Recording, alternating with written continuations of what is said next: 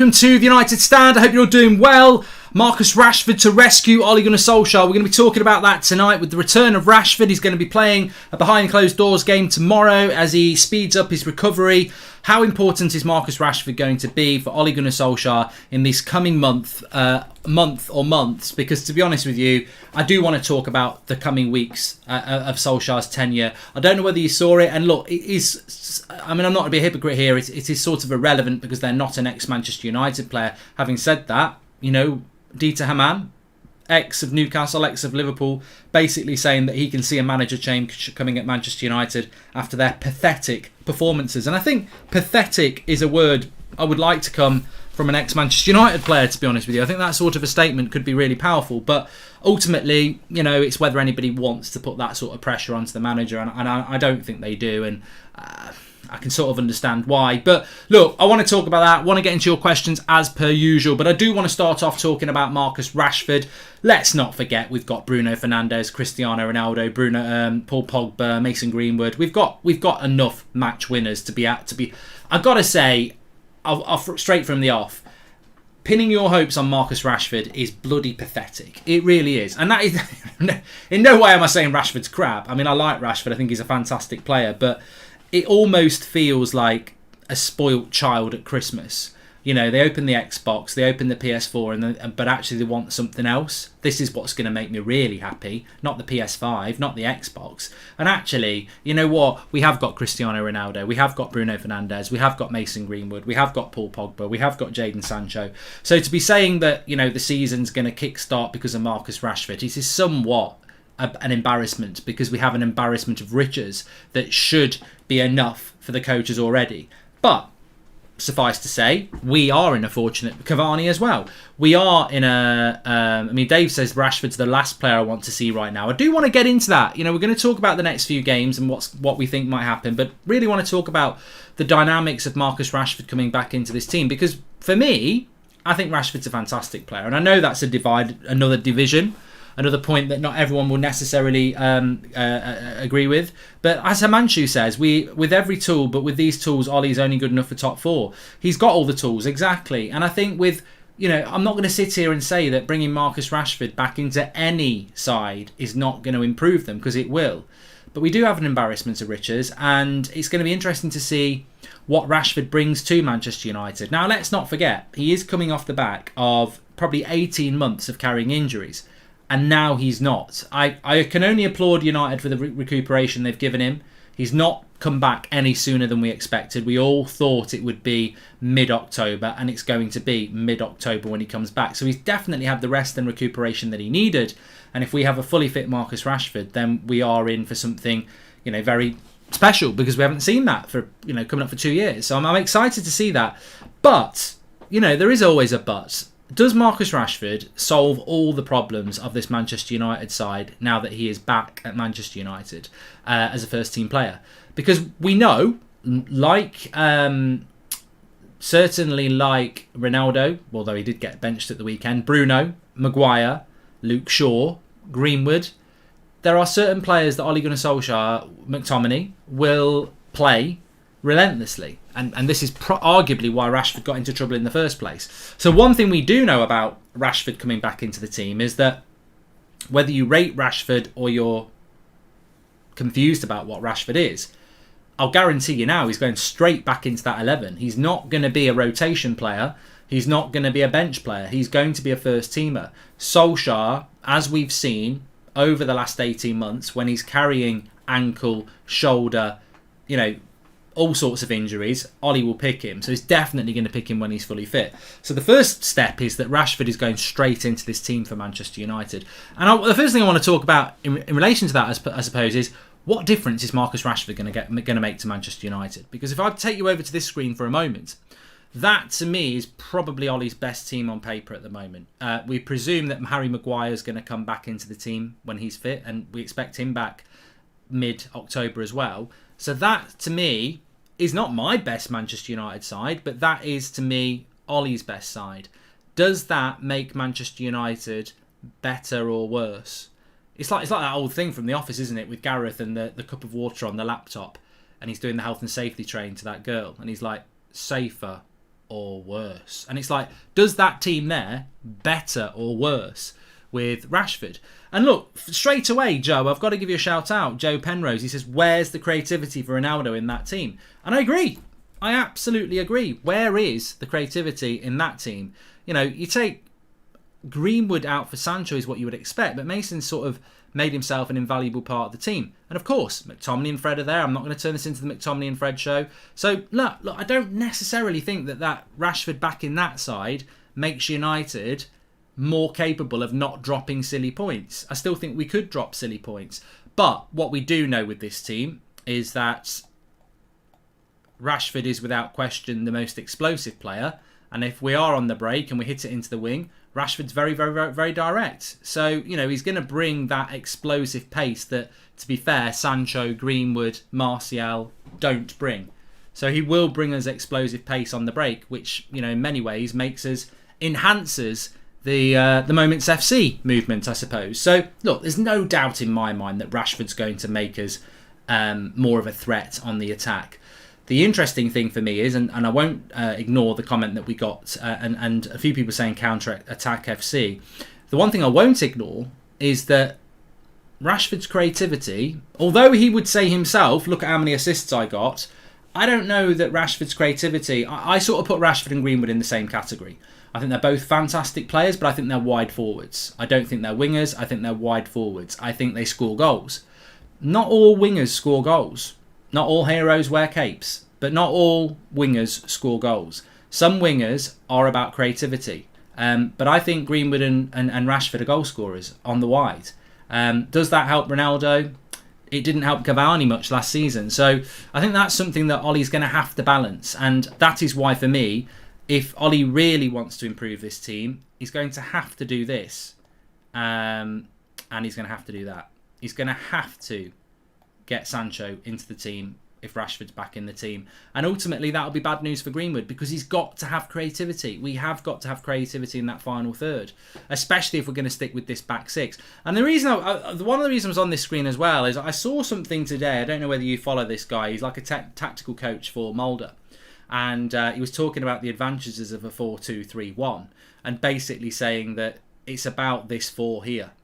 This four in a solid state allows your wing backs to get forward, and it was like watching. You know, obviously there's some sort of relationship there between Solskjaer and him because it's exactly why he picks those two players. It's this four thing here. We all thought that Varane coming into the team would break those two up, but actually it's a principle that Solskjaer's obviously adhering to.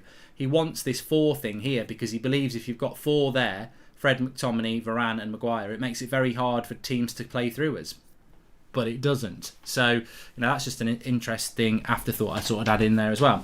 Mark, people think Ronaldo put pressure on Ollie after Everton. Did you hear Sir Alex's comment on Khabib? He can't be heard disagreeing with Ollie. You should always play your best players. IQ, I mean, I spoke about this on the morning show this morning. I mean, we're not slow sports news. We're very quick. And we do pick these things up. And I spoke about it this morning. But as I said this morning, Sir Alex Ferguson was clearly perturbed.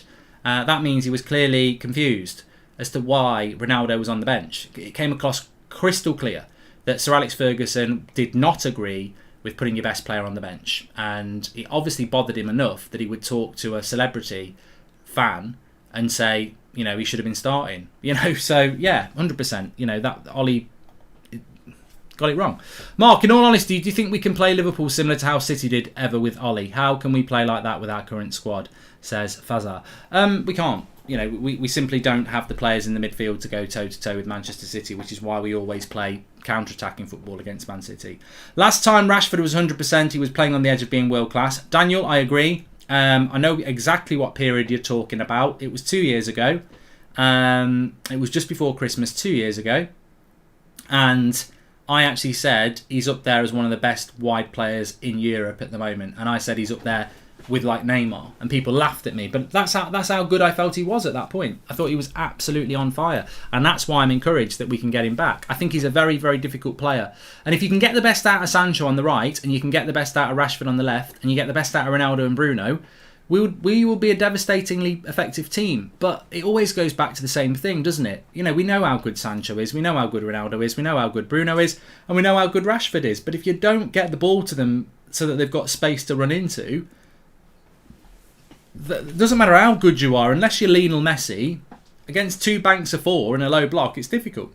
Listen, why is Ollie so dangerous? Ruining Ronaldo's legacy, losing Van der Beek and Pogba, finishing fourth, no Champions League progress. He needs to go. We are done, says Magic Eye. And even if Rashford returned, United will never progress if Ollie will play McFred, especially Fred, says Desiree. Well, look, I don't want it to turn into that. I mean, I'm happy to take your comments as always. But I do think that Rashford is a player that Solskjaer will be pinning his hopes on. Not just Rashford, but I think Ollie will be sat there on this. I mean, I actually do think that, what is Ole Gunnar Solskjaer doing right now? Like, I don't mean like what's he had for tea? Is he in the bath or anything like that? I don't want to think about that.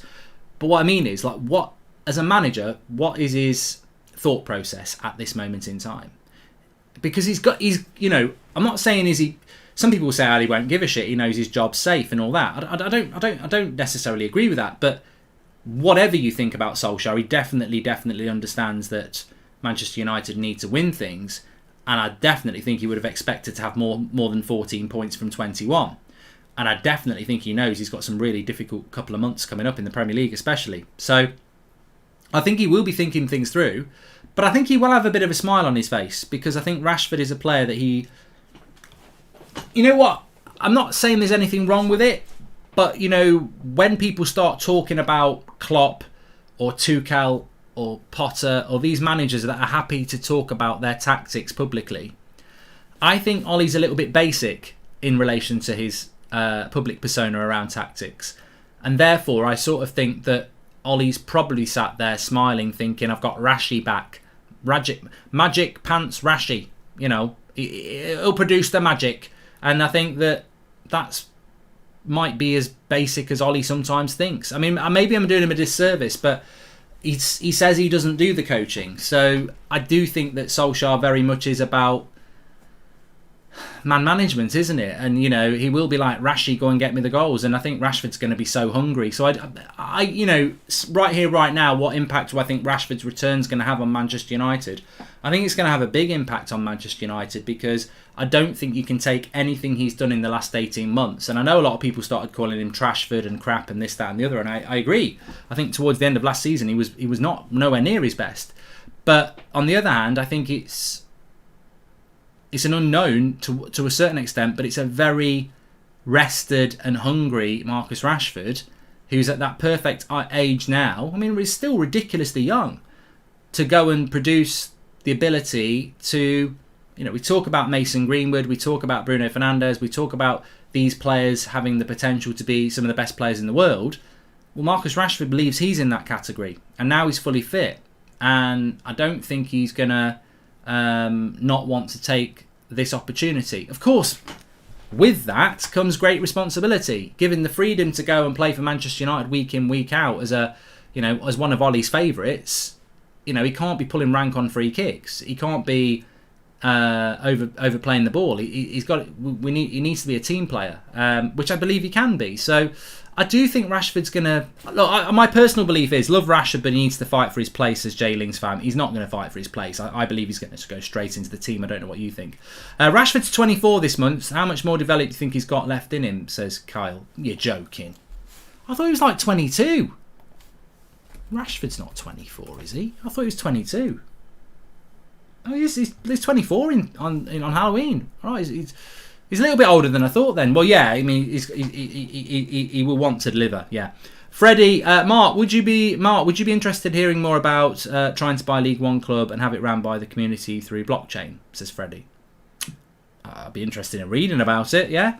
10 months member Akil says, Mark, do you think Rashford's return will jeopardise Pogba's place in the team and his new contract, says Akil. Well, this is what I was going to come to next, and welcome to Mr. D7. Welcome to the Members Club. Thank you for joining. We are Moments FC, and Van der Beek Pogba will have more moments than McFred. We will have a run of games as usual, or Ollie will go, says Kanishka. Well, look, I believe Manchester United are actually going to have... I said this last night, and I do you sort of want to talk about this for a moment. I do believe that Manchester United are going to go on a better run, because I think that anybody who predicts that's not going to happen. I mean, I was talking to somebody who's massively Ollie out after the game against Everton, and they said the thing is he'll come back after the international break and we'll go and win. We'll beat Liverpool, and that will buy him another 3 months. And then in 3 months we'll have another bad result again. Please, Lord Fred, stop playing, says Pracker. So I do believe we're going to go on and go and get some good results. I don't think Solskjaer's going anywhere anytime soon.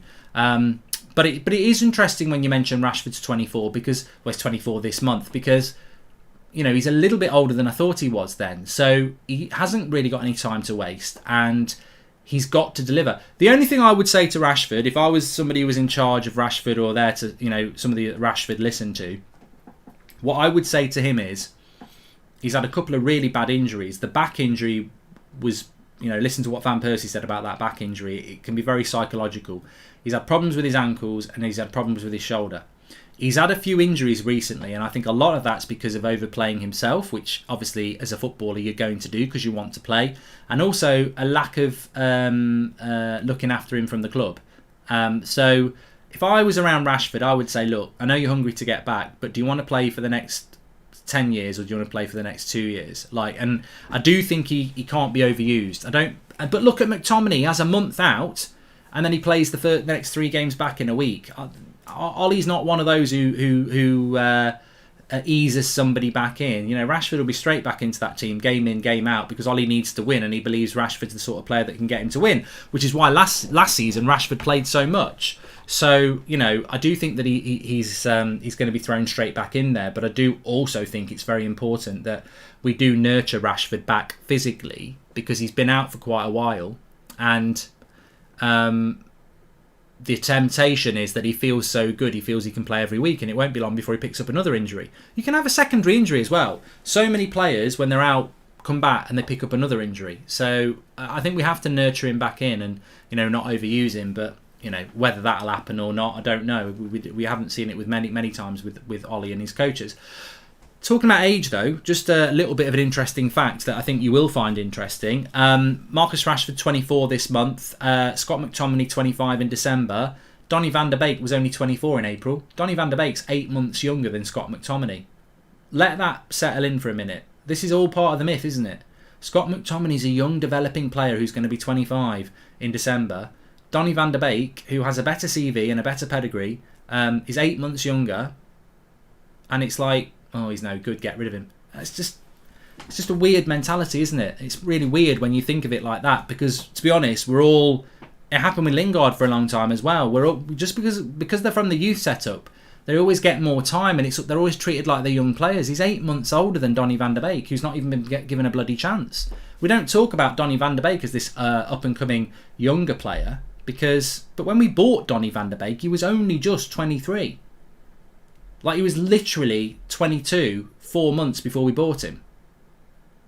Sorry, 23 4 months before. So yeah, it was 22 4 months before we bought him because he was still 22. He was 23 when we bought him. So look, there's a player there, and he's a younger player than our midfielders. All of our midfielders, in fact. Matic is older, Pogba's older. Obviously, Fred's about 28 now. He's our youngest midfielder. And therefore, he's the one with the most potential, surely. I do believe he'll be gone before Christmas, says Scott Kelleher, if he sticks with McFred, and we will not get top 4 if he stays, says Scott.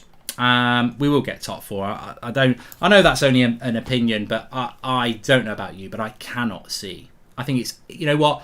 I think it would be an experiment in impossibility to not get top 4 with that squad. I think I could get top 4 with that squad. Now, obviously, I could walk in and they could all go, Goldbridge is a knobhead. We're not going to do anything for him. Let's get him the sack. Ultimately, there could be mutiny on the bounty. But reality is, if those players were willing to give me a chance, I think we'd get top 4. And people will laugh their heads off about that. But come on. All I'd do is take Ronaldo in the room and say, Ronaldo, I want you to basically run the team. Just tell me what you think. That's all I'd do, We are Moments FC and Van der Beek have done that one. And I do believe he will be gone before Chris have done that one as well. So, no, look, I don't think you can't finish top 4 with that team. I really don't. I think it's impossible. I think it would be... I can't actually think of a manager. Here's an experiment for you then. Tell me a manager who, and I don't think it would happen, but if we finished 5th with that team, can you think of a team that's performed worse than that with a squad like that? I don't think there is one. People will say Lampard, but I don't think that team Chelsea had last year really had what we've got. We've got Varane, who's missed the Champions League. Ronaldo, one of the best players ever. Bruno, Pogba, Maguire, De Gea. I don't think there's a team that's that good that's never finished in the top 4. I don't. I really do not think if we finished outside the top 4 with that team, I think that'll be the worst failure ever in the history of the Premier League. I can't think of a team that's finished outside the top 4 with such an abundance of quality. There probably will be one, but I don't think that there is. And I therefore don't think it's possible. And ultimately, that is why I think if you finish 4th, you should still get the sack. Because to me, I said it at the start of last season and I said it at the start of this season. Sorry, the start of last season, start of this season. It's not about for me, it's not necessarily where we finish. We have to finish in the top 4. It's how many points we accrue. And I said at the start of last season, we'd got 64, I think, the year before. I said we've got to get about 75. We just fell short, but we finished second, so that makes it okay. This year, we've got to post 80 points. With that squad, we've got to post 80 points. So we could finish 4th with 80. Liverpool could be 3rd with 81. Chelsea could be 2nd with 85, and City could win the league with 87. To me, that would be a good season, even though we finished 4th, because we've got 80 points and we're close to the title race. But if we finished 4th with like 70 points or something, I think that would be appalling with the squad that we've got. I think Ollie knows he's seen a lesser manager compared to rivals, so tries to have his own thing. McFred, that he hopes works to be seen as tactically good and not picking the obvious like an amateur, says NMCC. I don't know. I mean, look, I'd love to spend some time with Ole Gunnar Solskjaer talking to him about tactics. He won't do it in a press conference, so he's never going to sit and do it, is he? But, are you going to get the... It's like sitting down and interviewing Ed Woodward or the Glazers or Ole Gunnar Solskjaer. They're never going to let you sit down and talk to them because you're going to ask the question, aren't you? You're going to say, why do you pick Scott McTominay and Fred when everybody thinks it's a mistake? And he'll go, well, I won a lot of games with him. I said, well, Ollie, these are the facts. Like, they can't pass. They're not very creative. They're not very good defensively. Why would you not pick Matic and Pogba? So you're never going to get that answer. But I'd love to know the answer. Although I think we'd already know the answer because he said it last week. It's energy, desire and trust. Well, to me, that's the sort of thing you do with a pub team. It's not what you do with a team that's trying to win the Champions League or the Premier League. Interesting that Ollie doesn't ease in his favourites that have had major injuries, but eases in players like Donny and Ahmad from last year, says Devon. Well, Devon makes a really good point there. There will be no easing in of Marcus Rashford. There was no easing in of Scott McTominay after injury. There'll be no easing in of his favourites because they go straight back in. But you're right, it is hypocritical because, Rashford will go straight back in, but then with a new signing like Sancho or Donny, who's been here 18 months, or, somebody else who deserves first-team football, they will get eased in, which betrays the fact that he's talking nonsense because actually he will just pick...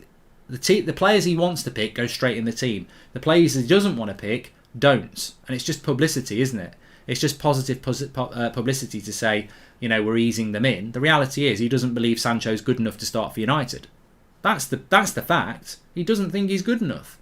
Because Ronaldo's gone straight in. He's not played in the Premier League for years and he's 36. Straight into the team. Varane, straight into the team. The only reason he didn't play that game against Southampton is because he wasn't quite ready fitness-wise. Sancho's not gone straight into the team. So, bottom line is, he doesn't think Sancho's good enough yet. I think he believes he will be good enough at some point, but at the moment, he doesn't believe he's better than Greenwood. I can get top 4 with the team, get me and my Wood in, get me in charge of your career mode as well, says Sean Deitch. Career mode will be back tonight at about 9:30. I enjoyed it last night once I got past legacy defending, so you'll be able to see me on Twitch, Goldbridge TV. I'll be tweeting it out as well. Man United career mode. I'm winning every game tonight. That's a bit of a prediction, but I'm going to win every game. Jay Lings fam says, Mark, why do you think rival fans don't fear us? And again, I think that's a really good question because I don't think that this gets discussed enough. Old Trafford used to be a fortress, but it wasn't just Old Trafford. I mean, look, we've got Paul Ince on the show. I think he's back on Thursday morning. But if you think back to that team and then the 99 team all the way through the 90s, the early noughties, basically for, getting on for 20 years, just over 20 years, there was a fear factor with Sir Alex Ferguson's United side. that wasn't the same side. The 94 side wasn't the 99 side. The 2002 side wasn't the 99 side. You know, the 2008 side wasn't the 2002 side, and the 2011 side wasn't the 2008 side, and the 2013 side wasn't the 2011 side. You know, these teams adapted all the time. And, you know, there's that great line out of Only Fools and Horses with Trigger, who's the road sweeper. And he gets an award because he's been sweeping the roads for the council for like 25 years. And he gets an award because he's used the same broom the whole time. And then I think Del Boy says to him, you know, that's an amazing achievement. And he says, yeah, it is. Across 25 years, this broom has had 10 new heads and 5 new handles. And Del Boy says, well, how the hell, bloody hell, is it the same broom then? Well, this is what Sir Alex did. He did the same job over a period of time, but there's no player that was there at the start that was there at the end. It just gradually changed. And because of that ethos, people were genuinely scared of United for that period. And the reason they were scared is because those teams, and the point I'm making here, and people say, what point are you making? The point I'm making is that those teams were not the same players from start to finish. It changed all the time. The assistant coach changed a lot, but the ethos didn't. We're Manchester United. It's like Sir Alex said, we had a virus in that team, and that virus is that we were addicted to winning. And it was an ethos that ran through the club for well over 20 years. And, you know, I think back to that team when I was a kid, and we would be, you know, the Mark Hughes, Cantona, Ince, you know, Robson, Keane, Bruce and all that. Wimbledon were a horrible side. You know, Vinnie Jones, horrible side to play because they absolutely fight you, basically. But United could go and fight with them. You know, they go to Selhurst Park and play football and fight them. You know, we weren't a pushover. And then, God forbid, Old Trafford, it was like, if you didn't get smashed, it was seen as a good result. So, why are we not feared anymore? And ultimately, the answer is because we don't play a brand of football that's scary. Hi, Mark, what's your opinion on Polino? Says John Libban. I mean, I've not really seen enough of him, really. Sarab says, Rashford, probably the only forward we have that could run and catch these long balls. Long ball FC to continue. I think that's a great point by Sarab. We've seen a lot of long balls over the last few games, which are wasteful. But of course, when you've got a fat speed merchant like Rashford, these long balls can win your games. So we could see more long ball tactically, you're right. Honestly, I think you would get higher than 4th with this team. Keep up the good work, Mark, says Theo. Thank you very much for the super chat, Theo. Once Rashford comes back, Ollie has no excuses in playing Pogba in the midfield. And if he doesn't, then I don't blame Pogba for not signing his contract, says D. And I think there is a filter on super chats where I can't really describe what the DAO is, says Freddie. Okay. Yeah, but ultimately I do want to talk about that Pogba thing. I think it's a great point. But just going back to the previous good question about why have United lost the fear factor? Well, in a simple sentence, it's because we're not scary. We're not scary. Like, I think when people look at the lineup, they go, wow. But if you do your research, you know, Aston Villa didn't roll into Old Trafford last week and look at the team sheet and go, oh my God. You know, they did their research. They watched the videos and realised, well, they've got all the gear but no idea. We can go and play better football than them. If we played good football with the players that we've got, teams would come to Old Trafford and they would be scared. They'd be beaten in the tunnel. I think this happens with Man City a lot. I think it happens with Liverpool a lot. I think it's starting to happen with Chelsea. You line up in the tunnel, you know they're a good team, and you look at the players they've got, and more importantly, the players they've got on the bench, and teams are fearful. But look, a lot of teams will go and have a go now as well, which is why you need to be more attacking anyway. But we don't strike fear into anybody. We really don't. Everton let us add 70% possession last week, and they had the same amount of shots as we did. So teams are just not scared. And until you start putting teams to the sword, it's not hard to do. It isn't. Why isn't Secret Lab a sponsor for the United Stand? You've got a nice chair there, Mark, says Carson. Well, look, if someone wants to be a chair sponsor, you can do. You know, it's a very nice chair. No one fears us now because Ollie bends over for everyone. He has more fear about the opposition than he has about the team potential, says My Big Melons. And I like My Big Melons. I like My Big Melons chat. I haven't got... Forget it. Because I think you're absolutely correct. Too many times, that was going to be the development of my point anyway.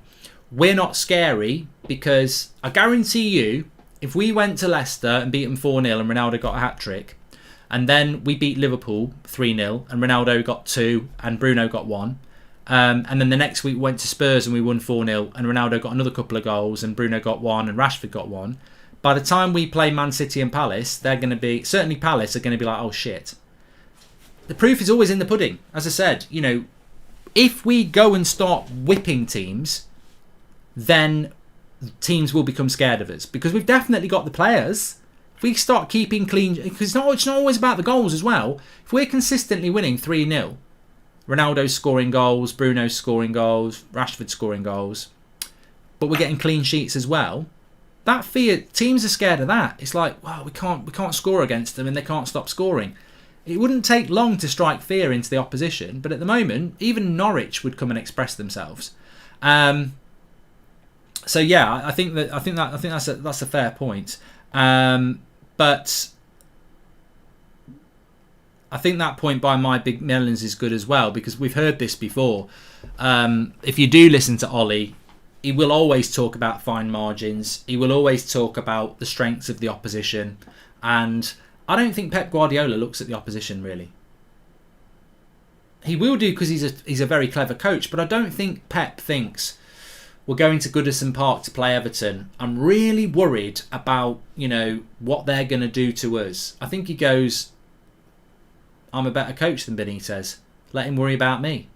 And Sir Alex certainly used to do that. The only team that Sir Alex wouldn't really do it against was Wenger. That was the only one that he didn't really let us go toe-to-toe to, because Wenger was a very good coach with a very good team, so we played a little bit different. But generally, Klopp doesn't go to West Ham and think, oh my God, what's David Moyes going to do? But we definitely do, and Ollie's bloody admitted it. We are too adaptive because we don't have a style of football that scares anybody. I agree with giving Cavani some games, but against a Newcastle or something, not Rafa's Benitez, says Theo. And yeah, I see what you mean. What are your predictions for the next game against Leicester, says Sonny? I actually do think we'll beat Leicester. Look, don't go start putting it in your bloody accumulators or anything like that. I felt that we would beat Villa and I thought we would beat Everton. And, you know, people say jinx bridge and everything like that. Well, boo-hoo. Because at the end of the day, predicting that Manchester United are going to beat Aston Villa and Everton at home isn't really a big ask, is it? It's not a big ask to expect that. So yes, I did expect us to beat Aston Villa and Everton. But I do think we'll beat Leicester for more than that. Not just because we should beat Leicester, but also because I think that Leicester are a team that are struggling at the moment. And on top of that, I think that Leicester are a team that... Well, not forget Leicester. I just think it's the sort of game that Ollie will go and win. I always think, you know, there's plenty of history anyway that you can go back to. As I said a couple of nights ago, I remember Ollie being under pressure 2 years ago. It was December actually, 2 years ago in December, and we had Spurs and Man City, and he was under pressure, and it was like if he loses those games, he'll probably lose his job, and he won them both. Last year after Istanbul, he was under pressure. We're talking to Pochettino. What does he do? Beats Everton away at Goodison Park and goes on a great run. I think we're going to see that again. He's under pressure. He'll now go on a good run because this is what Ollie does. And you know, one thing about football is you don't back against evidence. Ronaldo will score a lot of goals. Bruno will get a lot of assists and goals. You know, Mo Salah's going to always, you know, be a very, very top class player that you've got to be careful of. Ole Gunnar Solskjaer, when under pressure, will start to find some results, and I'm convinced that's going to happen. Mark, but look, having said that, you know, everything's got to come to an end at some point, and it will come to an end when results don't happen. And, you know, as some of those United players know already, if things are just not going to work out, then sometimes it's right to sort of, you know, well, we've seen it at many clubs, down tools. We're not at that point with United players yet. But if they decide this is going nowhere, then, you know, that might happen at some point. And, I mean, look, everything I ever hear about United is that the players are very happy and they're very settled. I mean, not all of them, of course. Not the ones that aren't playing, but the players that are playing. And but I've got to say, if I was a United player this season, I'd be massively disappointed because, you know, they're not thick. I know some footballers are, but in the main, they're not totally thick. And look, if you're a United player sat at home tonight, chances of you winning the league are a lot slimmer than they were 4 weeks ago. And those hopes that you have at the start of the season, you want those hopes to continue until after Christmas. I think at the moment there'll be a lot of United fans realising this season's going to be a battle. We're gonna need something bordering on miraculous to compete for a title this year already. And yet at the start of the season we were talking about the aim is to be in a title race in April. The points we're dropping at the moment, the erosion is happening too soon. I can see by Christmas we could be double figures off top. You can't be double figures off a Liverpool or a Man City. You just can't. You're not going to reel them in. But I don't think we'll be double figures off just Man City. I think we'll be double figures off whoever's racing with Man City. So that's the fear for me, is that I genuinely think that we will get top four. And I think that unfortunately our board is so money motivated that'll probably be enough for the coaching setup to survive. But I'll be massively disappointed if we're double points off top by Christmas, because the season's over then in relation to a title challenge, and it's another year of fighting for top four. Mark, do you think if we had Zidane, teams would fear us, as Jayling's fan? Well, no, you don't automatically get feared just because you've got Zidane. We would be feared with Solskjaer if he played a brand of football that was attacking and scored lots of goals and defended well. Some people would say, well, there's more chance of that happening with Zidane. I take that on board. But, ultimately, it's about fear comes from playing good football. And that's what everyone wants to see. Me, personally, I think his luck ran out and it's just a matter of time before he could go on. I love Ollie. I was there in 99 in Barcelona, but it's time to go, says Scott Kelter. Look, never disrespect Solskjaer in the way that you start personally attacking the player or the man, because I had a great conversation. I can't remember how many. I mean, God, it's probably 2 years ago now, isn't it? Ryan Giggs, probably coming up for 2 years. An evening with Ryan Giggs in Birmingham. I was talking to some United fans there, and some of them were proper hardcore United fans, Mancunians, and we're talking about Solskjaer. And they were basically saying, look, I want him to do really, really well, but I'm worried. I'm not, and the thing I have to tell myself is that I don't need to judge Solskjaer the manager as Solskjaer the player. Solskjaer the player is here and Solskjaer the manager is here. And the danger is that as fans, we treat Solskjaer as the player, in which case you're always going to hug him and defend him and protect him. But look at Gary Neville, the manager at Valencia. Didn't go very well. Look at Roy Keane, the manager. Didn't go very well. Look at Steve Bruce. I mean, he's done okay. But, you can't judge a legend as a manager. And I think Solskjaer, because he's at United, and it would be the same with Gary Neville. It would be the same with Ryan Giggs. If they were in charge of this football club, we'd be doing the same. It's not unique to Ollie. It's just the fact that these players are legendary status. And it's very difficult to... And the club have played a blinder, really. Their club love it because it provides a security blanket for them to hide behind. But ultimately, we should judge Solskjaer as a coach, not as a player. But it's impossible.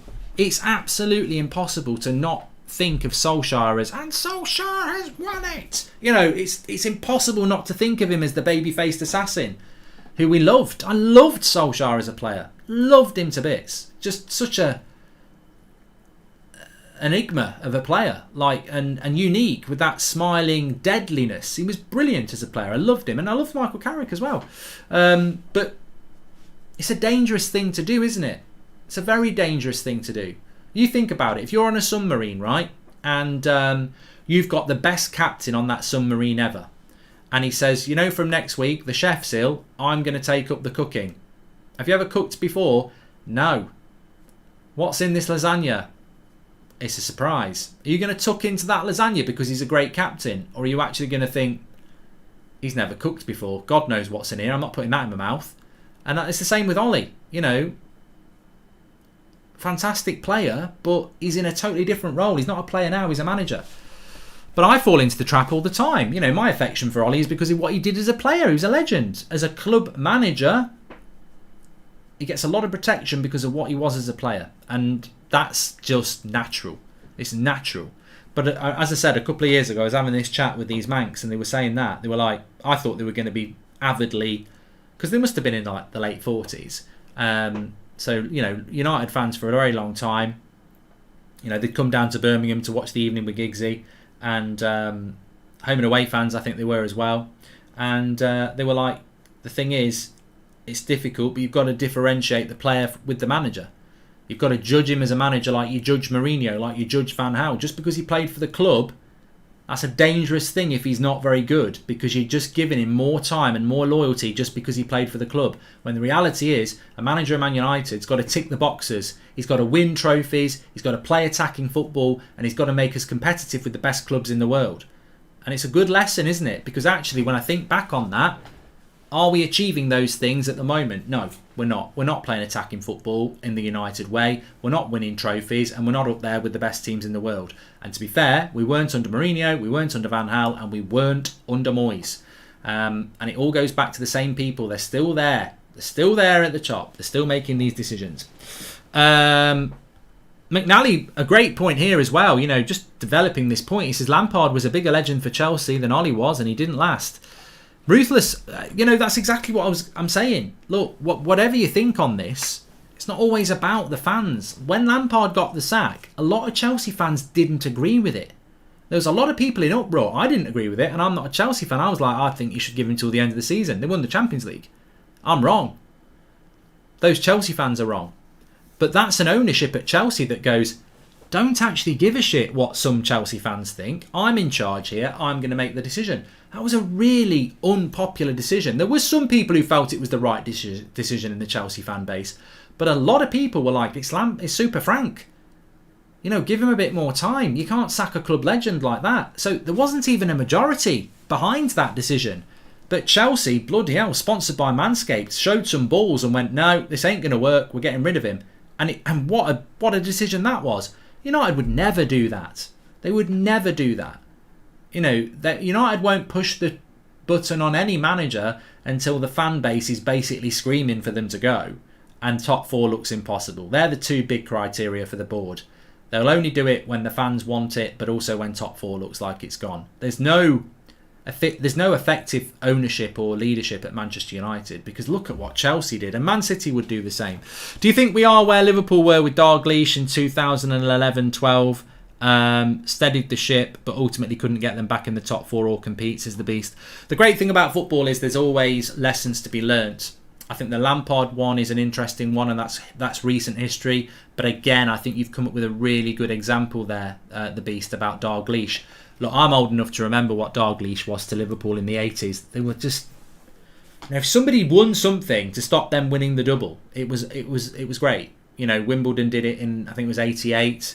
I think when we won the FA Cup in 90, didn't they win the league in 90 as well? Maybe it was Arsenal, actually. I don't remember, but it was always they were just so good. They were so good, and obviously Dalglish went back, like you said, in 2011. I think he came in after Hodgson, who they just wanted to get rid of, Mourinho, and they brought Dalglish in, who steadied the ship, but ultimately was never going to be good enough to get them where they needed to be, and then they just sort of shipped him out in a polite way. So again, there's another lesson there on how you can do it to a legend of the club. But to be honest, I think Kenny Dalglish also loved Liverpool so much that he sort of was like, yeah, I don't think I can do it either. Do you think Ollie carries the struggles from his playing days and expects players to now act as he did? He had to wait for his chances, he worked hard, and ultimately never was first choice, says Nick P. Yeah, but you know what, Nick? It's, again, Marcus Rashford's going straight back into that team. Scott McTominay came straight back into that team. Matic has been benched. So, Ollie would need to be consistent for people to respect it. It's Mates FC, that's why we won't progress. Ollie and his pals probably play Uno in his office every day. He plays Football Manager. Remember, Ollie does play Football Manager. Maybe in February, in November, our results will improve because it comes out then. United assistant manager might feel in his side. Oh, I've done that, Darren. That's slow sports news there. Slow sports news from Darren Hopkinson here. United assistant manager Mike Phelan has agreed a new deal with the club until 2024. United are working to secure first team coaches Michael Carrick and Kieran McKenna on extended contracts. That's Slow Sports News from Darren Hopkinson. We've spoken about it 3 times on 3 previous videos, but there you go, Darren, you've had your shout out. Mark Friedman. Mark, would you say with 100% certainty there is no chance of us winning the league this year? We are 2 points from top of the league. Mark, would I say with 100% certainty we're not going to win the league? God, no. I had to read that back for myself. By the way, I had the Viva Ronaldo hoodie on this afternoon. You can check that out on this afternoon's video. It was a great video about Donny van der Beek. You do need to watch it. If you're at work or school, do check out the Van der Beek video from this afternoon, because it did get quite heated, and especially straight from the start, which was good. But I've also got my Last Dance one on here. Links in the video description. We do ship worldwide if you want to get it. The temperature has turned in the UK and the hoodies are cosy. But in relation to the Man United winning the league, am I 100% sure we're not going to win it? Of course I'm not. There's always hope. There's always hope. And, you know, Mark's right. We're 2 points off the top at the moment. But in my opinion, we are in a false position. I believe wholeheartedly if Chelsea, Man City or Liverpool had started off the season with Leeds, Southampton, Wolves, Newcastle, West Ham, Everton and Aston Villa, out of those 21 points, I would expect Man City to have 18 points at least. Chelsea 18 points and Liverpool 18 points. We're 4 points off that already. I think we've dropped too many points. And I think that's going to hurt us in the next 2 months, because when Man City and Liverpool and Chelsea are playing the Leeds and the Newcastles and the Evertons and the Aston Villas and the Southamptons and the Wolves, I think they're going to be picking up a lot of wins. But we're going to be playing the Chelseas and the Man Cities and the Liverpools. So I think by the end of November, which is 8 games time, in 8 games time, if we're 2 points off the top, I would be very excited, because I think over the next 8 games, those points we've lost are going to bite us, because we're going to be playing harder games when they're going to be playing easier games. So I think in 8 games time, we're probably going to be, look, I daren't say it, we could be 10 points off the top, probably more likely to be 6. But yeah, I don't think that gap's going to come. I can see that. I'm very worried that like by Christmas we could be double figures off the top. I mean, we have got a good December on paper, but as I said, we had a very good start to the season. I mean, the sad thing is, you know what?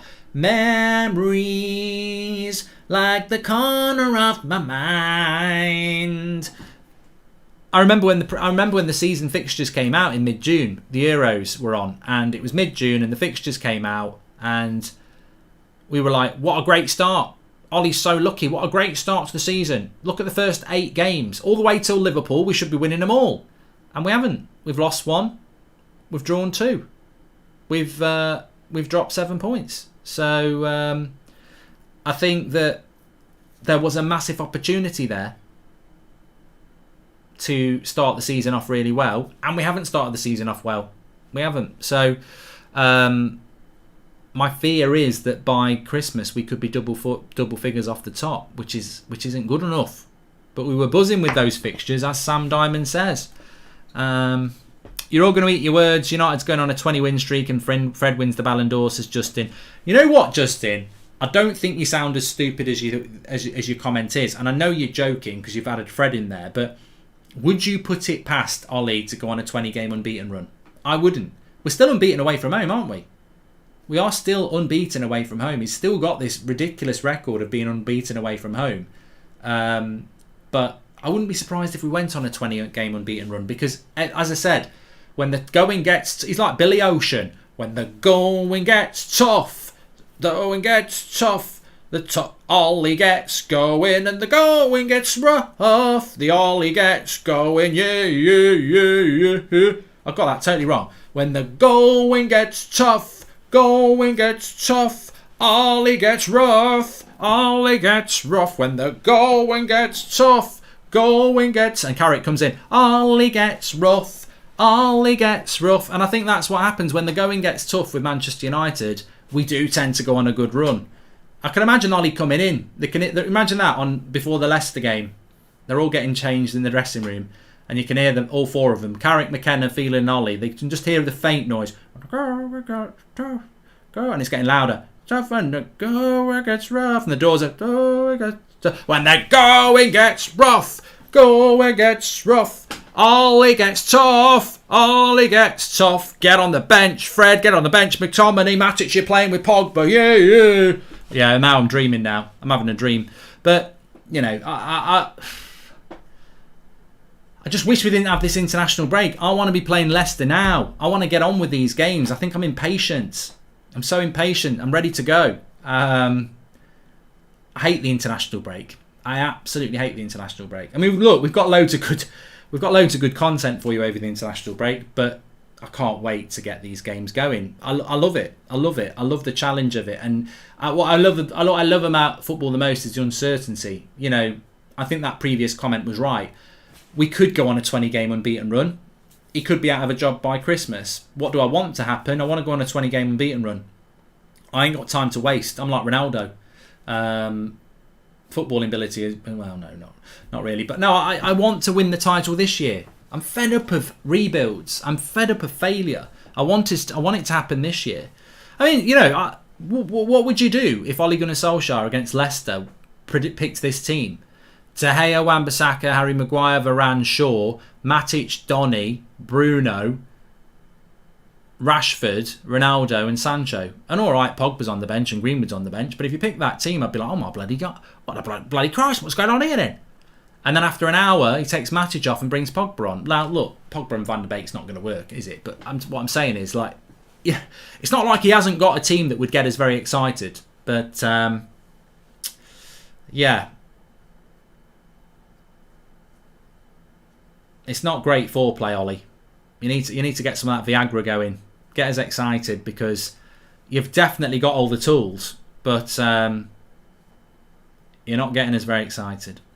Don't chuck Rashford back in yet, says Hader. Well, you know, I think he will. I think he definitely will. 100%. 100%.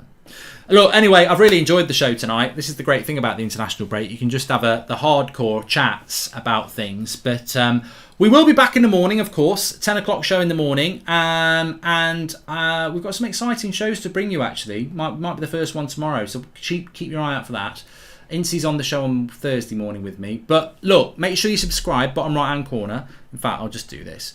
But what I was going to say is FIFA career mode. You don't even have to like FIFA. It's a Manchester United FIFA career mode, where I play, and it's in a normal season, and I'm chatting away, and it's quite funny. So if you want to watch it and you've got nothing else to do tonight, 9:30, Goldbridge TV, or follow me on Twitter at Mark Goldbridge, and I will smash the link out on there that you can join me. I think we had 5,000 people watching me for an hour last night. So 9:30 tonight, Goldbridge TV on Twitch, FIFA career mode with Manchester United. We had a bloody nightmare last night, but we are in the Champions League knockout stage. So we've got Juventus, so that's coming up. Thanks everyone for watching. I do get angry on it as well, Isaac. And I will speak to you later if you're going to watch me on the career mode, or in the morning on here. Thank you for watching. Take care. I've really enjoyed the show. Thank you for all the questions. Thank you everybody for getting involved. And I'll speak to you in a bit.